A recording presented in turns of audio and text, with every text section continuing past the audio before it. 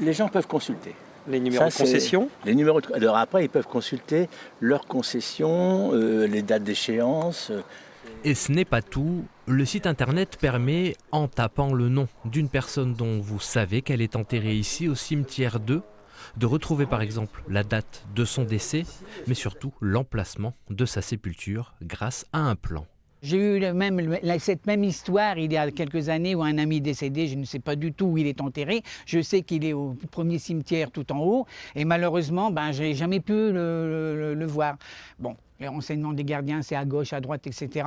Je pense qu'en étant connecté avec les rues et peut-être les points, ça sera beaucoup plus précis. Quand vous avez un plan papier, le mettre à jour, c'est pas tout le temps. Tandis que si on a maintenant un plan en temps réel, et puis on peut imaginer la suite avec des écrans à usage du public qui permettraient, sans la présence d'un gardien, de retrouver une sépulture dans le cimetière pour quelqu'un qui viendrait pour la première fois.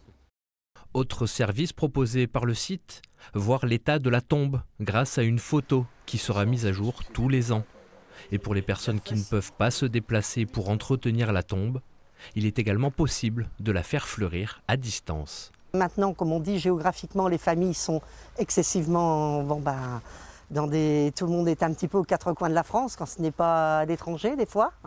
Donc ça peut permettre à certaines personnes d'avoir un atout pour toujours penser à leurs proches. La ville 2 est la première en Seine-Maritime à adhérer à cette démarche. Les 4000 sépultures du cimetière y sont répertoriées. Cela a coûté 3 500 € à la commune pour y avoir accès.